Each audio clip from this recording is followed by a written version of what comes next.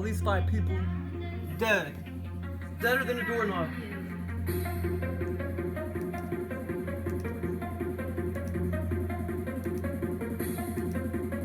Damn volume.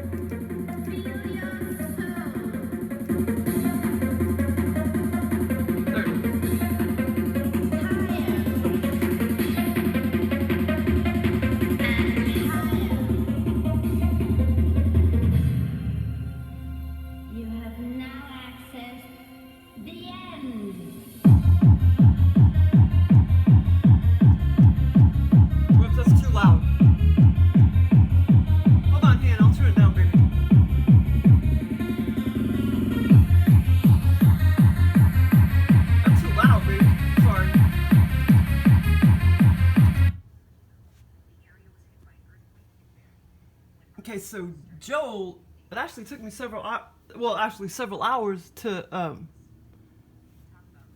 figure it out that he sort of like gave me like a precognitive virtual reality experience. Anna, you okay, baby? I turned it down, baby. That was too loud. Sorry. But yeah, so I had this experience about a week ago. I think it was last Sunday or Saturday morning. And here's how it went down. Okay, so there's 6 motorcyclists. This guy was still alive and everything. He was just injured. All these other 5 were deader than a doorknob. 6th guy was alive. And this is my street right there. It happened right in front of my street. Under OBE. Well, actually, no, this was 100% virtual reality experience. Truman. Yeah, this was like 100% virtual reality experience. Except I was still out of body. But yeah, it was so weird. Okay, so it went down. I'm going to try to make this kind of short. Okay, so it went down like this. Okay, so I got up and I went pee-pee. And then I laid back down. And I didn't know, like sometimes I will check to see what time it is. But that morning I thought, nah, I don't want to see what time it is. I don't know what time it was. It's probably anywhere between 3 to 5 a.m.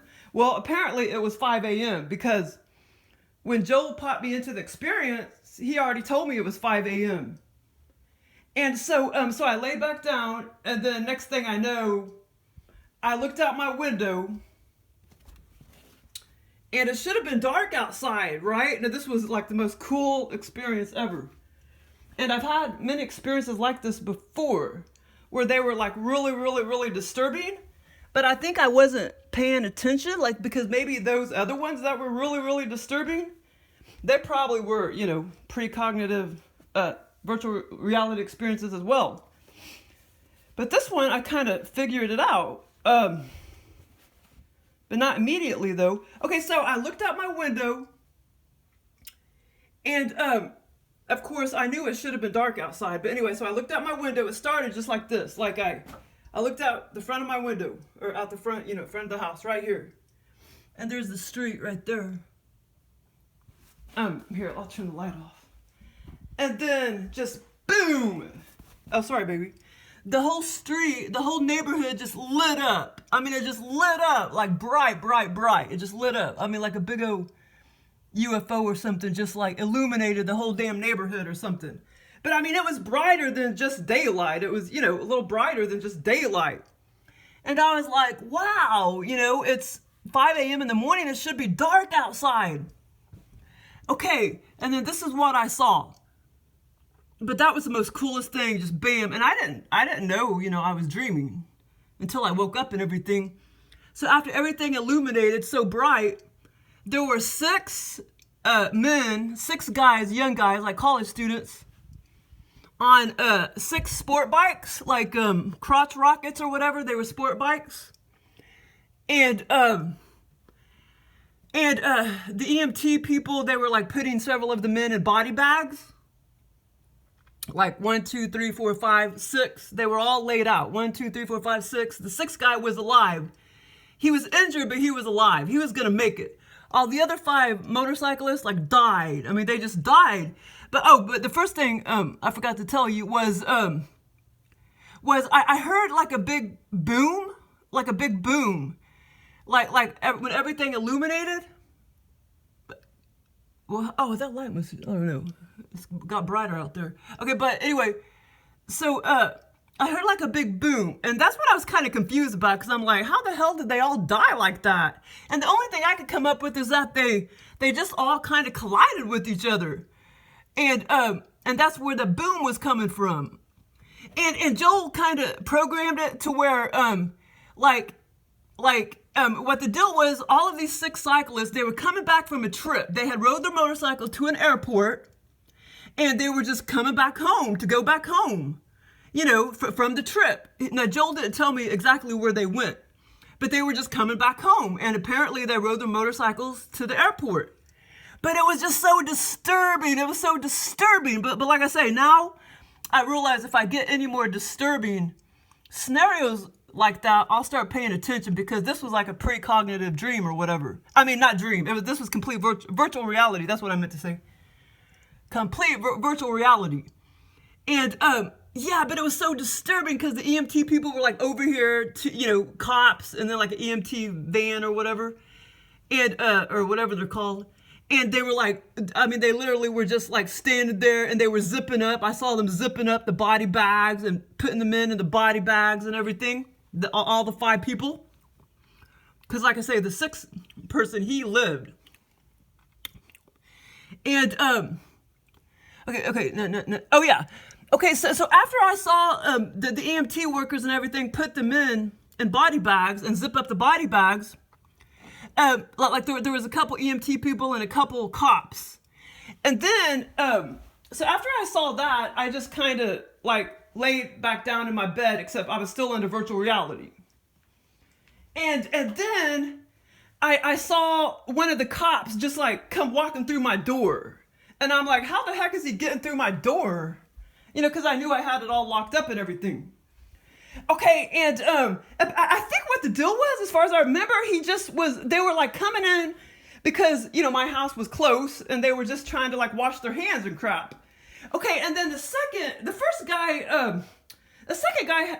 cop had lighter hair. The first guy had darker, short hair, but he came in first, and then the other guy came in, and I wanted to make sure he didn't they didn't see me, so I got over here like this, and I was like naked, you know, because sometimes I do sleep naked, but in the wintertime I mainly just sleep topless, but in the scenario I was naked. And so I knew they were coming, you know, barging into my house and everything, but I didn't really want them to see me. So I just kind of leaned down here like this, like right here on the floor. I just kind of leaned down and was real still, but they saw me. They saw me in here. And they both came in here, and this isn't the first time I had these awesome virtual reality experiences in my house. I've had so many awesome ones, except, you know, a lot of the other ones weren't disturbing. Like this one was so disturbing because it was so real. And I think that's the difference right there. If you have a virtual reality experience and it's so completely real and disturbing, then they may be trying to tell you something, that you're going to see something like that in the future, or somebody's going to tell you about something like that in the future that really did happen. And so yeah, I hunkered down right there, but they saw me. So anyway, both guys came in here, and we were all just kind of sitting at the, I can't remember if I was sitting on the floor or on the bed. But I was here, and then like the dark-headed guy was there, and then the blonde-headed guy was over there. Not the blonde-headed, the light-headed guy was over there. And I was like trying to tell them that the neighbor used to deal drugs, you know, that my neighbor. And he was, and we had like long conversations and stuff. And he was like, oh, you can't say that. You can't say the word drug and blah, blah, blah, blah. Because I said the word drug like twice. And it was just kind of funny. But we said some other things too. I think something pertaining to the fact that, you know, how come that one person lived and all the other 5 people died or something like that.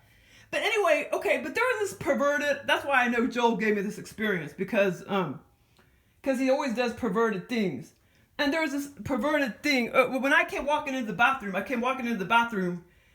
I don't know what the hell Joel was doing. But anyway, I picked up this gadget that kind of looked like I don't know. I was like trying to find batteries or something. Like there was like, it almost looked like Joel was trying to copy off my binoculars or something. I pulled out the drawer, and I think I was looking for batteries or something, and I pulled out binoculars. But then he, I don't know, he was just, he's a pervert, and he was kind of like showing me like kind of like sexual things or whatever with this big, what do you call it? The thing, well, I don't know what the hell it was. It had like two huge batteries there, and it was like kind of plasticish, metalish, kind of looked like my binoculars. I think he was trying to copy off the pair of binoculars that I have. But I can't remember exactly what I was trying to, I think I was trying to find it or something for the cops, but I can't remember that part. But I know Joel gave me this experience because of the perverted stuff in it. Because he rarely does not do perverted stuff in my scenarios. Okay, so, okay, I think I already said all of that. But it was like the most disturbing thing. It's because it was so damn real. Well, all my virtual reality experiences are real. They're so real, but they're not all of them are disturbing. You know, this was like so disturbing because it was death. You know what I mean? Oh, and then I meant to say too, actually I did have death on the brain though, you know, but that has, now I realize that has nothing to do with anything because my toad had died. Little Amanda had died, and I do believe she died of old age. At first I thought maybe she died of a disease or something that Quirky may have had, but I really do believe she died of old age. Now, why Quirky died, I don't know, but anyway, now I realize that's irrelevant, that I had death on the brain. Because, oh, well, actually, let me tell you about the other parts. Okay, so anyway, real quickly, there was two other parts to this scenario, but the third part I think was maybe just a separate virtual reality experience because it had nothing really to do with this one. But anyway, so after all the, you know, body bag stuff and the disturbing stuff, and after I talked to the cops, the second part of the scenario, my cats kept running out the damn front door. Like Truman kept running out, Cesar kept running out, basically over there to the neighbor's house. But in the scenario, it was totally different. These houses were like, I mean, they were like huge, and they had like a downstairs, they had an upstairs, they had a huge, not basement. Well, yeah, they had a basement too, but they had a huge garage, and there was these really narrow windows that I had to like crawl through the window, like this little tunnel and nook and cranny. I had to like crawl through the windows to try to get my cat because my cats kept, kept going through the windows of that other house. And so I just, I had to, break it in, or so to speak, to try to go get my cat. Well, the first person, as far as I remember, she didn't see me. I just kind of went into her house and got my cat. First it was like Truman that ran out of the house, and then it was Cesar. And Cesar went into like a different house and through a different window.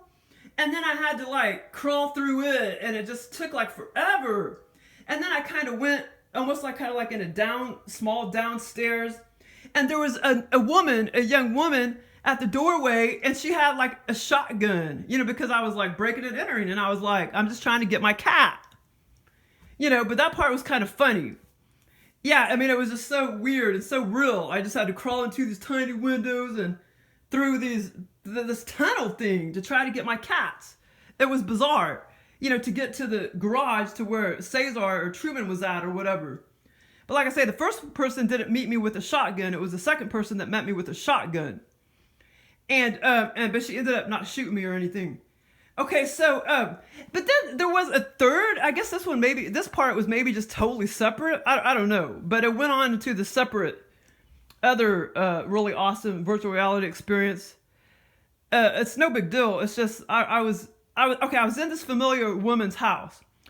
She had like this 5-year-old girl. This girl took me to the park, and we were like walking around nature and stuff. And I wish I could remember, but she was like an Einstein on the topics that she knew about. Well, see, this is what I can't remember. It was either about turtles or about some kind of animals, or about maybe turtles and other animals too. But anyway, and she was just telling me all these things, but I can't remember what animals she was telling me about. And we were walking through nature, almost kind of like down at the park there. It's kind of like that park at Scipio Park. We were walking through nature. And like I said, I think this was just a separate it just went bam, bam, bam, these 3 scenes. I know that second part, that was part of this scenario, the motorcycle scenario, when the cats kept running out of the house. But the third part, I'm not sure if that was really part of the scenario, but I think it was just separate, I guess. But still, it just was bam, bam, bam. There wasn't any breaks in between. And yeah, and I was just thinking all along, like she was walking on my left and I was walking on my right for a long time through nature at the park. And I was like thinking, like, why? How the heck does she know all this, information and stuff? Because I'm thinking, wow, this girl is like so smart and stuff. But anyway, but it was like a cool experience. And I didn't figure out that it was a precognitive virtual reality experience till last Friday. Well, actually, it was I was off on Friday. It was Thursday. And I didn't figure it out immediately. It was like Wednesday, as far as I remember. Okay, it was either Tuesday or Wednesday. Okay, see, Joel knew that this coworker was coming back to work. And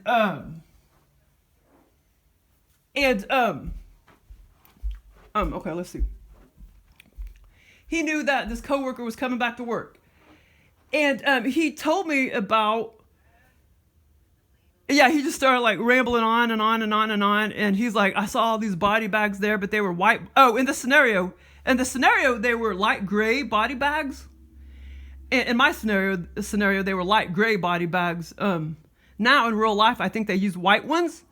And anyway, this coworker, he's like, we were in Nevada and I think it was like 9 in the morning. Shit, I can't remember. It was either 7 or 9 in the morning. And him and the wife were driving along and they saw all these body bags and it was 5 body bags. And so that was kind of funny because Joel, he put the correct amount of people, 5 body bags for the 5 motorcyclists. Well, so anyway, in Nevada, this coworker, he drove upon a scene where he saw, 5 body bags and they were all cyclists, not motorcyclists, but bicyclists. So Joel, he just kind of got things confused, I guess, because he put, motorcycles in my scenario. But in real life, it was 5 deaths. They were on bicycles on this, kind of deserted roadway outside of Las Vegas, Nevada. And that experience actually in real life happened 2 months ago. But I didn't know anything about it. You know what I mean? Joel gave me this experience about a week ago. And then the coworker comes to work and tells me about the experience, which was way after this experience that I had. He tells me about, the experience they had when they were driving along and they saw, 5 white body bags, on the pavement or on the asphalt or whatever. And anyway, a meth head like ran into all these bicyclists and I don't know how, he must be going, I don't understand how he would have killed all of them. He must have been going, 90 miles an hour or something. I don't know. It's weird because there was a lot of injuries too, I think. Well, anyway, I don't know. Maybe it was just one injury. Yeah. Actually, well, I guess Joe was accurate about that. But yeah, actually, I thought it was a bunch of other injuries. But actually, when we looked it up the other day, it actually did say like it was just one other injury. I thought it was several other, but it was one other injury and 5 deaths. So Joe kind of had that right then because he put 5, motorcyclists that died in body bags and 1 was injured, 1 lived. Yeah, so, but anyway, you could go look up the story. Like meth head kills 5 bicyclists outside of Las Vegas, Nevada, and it comes right up. But yeah, but I didn't even realize, because he told me about the experience either Tuesday or Wednesday when he told me about when he was driving along and he saw all these dead bicyclists. And then I didn't start thinking about it till I came home on Thursday from work. Thursday evening, that's when I realized I started thinking about this experience that I had a week ago with the motorcyclist. And it was so disturbing and so real. It was so disturbing. I think that's why I waited a long time to talk about it. But yeah, so that's when I realized, wait a minute. I think Joe gave me a precognitive virtual reality experience. Like he knew that my coworker was going to tell me about this experience. you know, so he created something similar. That was funny too. Earlier, when I was like messing with the template,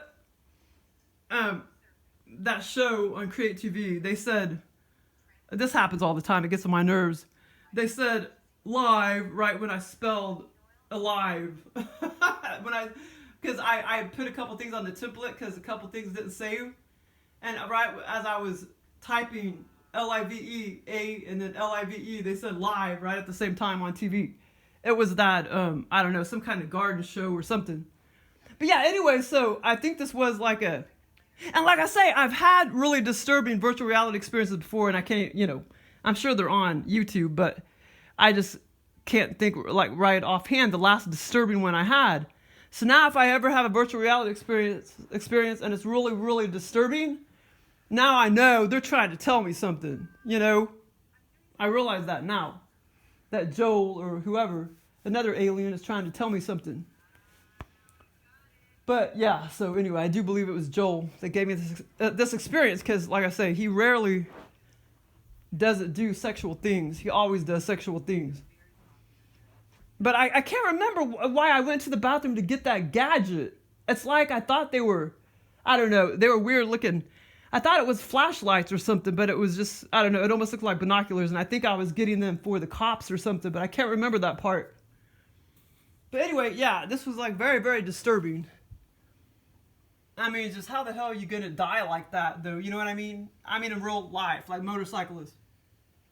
How are you just going to be driving down a residential neighborhood and smack into each other and die? But anyway, that's how Joe created it. I mean, he was accurate. He was almost 100% accurate, you know, except he put motorcyclists instead of bicyclists. Or, you know, crotch rocket sport bikes instead of bicycles. I had some other cool lucid dreams. Very, very good lucid dreams. But anyway, I don't have to talk about them, though, but they were kind of funny. I could talk about one real quick. I had another one that was similar, but I can't remember that one right off the bat. But the second one I had that was kind of similar to that first one, I had a my rabbit cage outside of the family room window at my mom's house. It's like I was still living there. And I looked out, well, actually I went out the family room door, and then I had my rabbit cage right there that was facing south, just right there in the driveway. And Melina, my turtle, hopped out, and Damien hopped out, and they like ran across the street into the neighbor's yard, and I was trying to like sprint after them and catch them. Damien started like sprinting off at like 30 miles an hour, and I was like sprinting after him, and he was running so fast. Damien, my turtle, he was running so fast I couldn't get him in the neighbor's yard. But it was so funny. Melina, she had went into a tunnel. And she went into a tunnel in the ground. Joe probably gave you this experience. But there wasn't any sexual stuff. But Melina had went into a tunnel in the ground that went way, way, way, way, way back. And I know what Joel was copying from. He was copying from what I learned about gopher turtles, because gopher turtles make tunnels. And so Melina, I was trying to chase after Melina, and she had hurried up and ran into a tunnel. And she went way back in there. And this was like virtual reality too, except it was more like a lucid dream. And I looked in there, and it was white. The tunnel was like white, and it was bright and everything. I could see just fine in there. And I mean, it went back so far, there's no way I could crawl in there and get her. But she went back so damn far, and I couldn't, get in there to get her. But anyway, that was kind of hilarious. Well, because Joel knows that I used to have a rabbit cage, in the back of, the side garage. And so that's kind of funny. I haven't thought about that rabbit cage in a long time, and he put that in my scenario. But anyway, and then there was another similar one I had, but it was just like a really good lucid dream, and it had something to do, I thought, with turtles in a tunnel. But anyway, I can't remember that one, but they were just like really good lucid dreams, virtual reality lucid dreams. Just real funny, quick, kind of virtual reality lucid dreams. But anyway, thanks for listening. There's Joel. Yeah, like it is kind of funny. Like David Icke will say, well, they really reptilian aliens, they really don't like showing themselves because, you know, they're manipulating this reality. So, you know, they don't really want you to know, you know. They like to hide in the shadows and stuff, but I don't know if Joel is one of them that's manipulating this reality or not. I mean, I know he's manipulating me or whatever. But as far as this whole reality, I don't know if he's one of the types doing that, you know. I don't know, but yeah, Joel, he won't ever show me himself, like, clearly. He's always covered up his face with some digital, foggy, blurry human or whatever. It's pretty funny. But I know he looks like that. He looks very similar to that because I felt his face. So I know that's what he looks like. Yeah, no.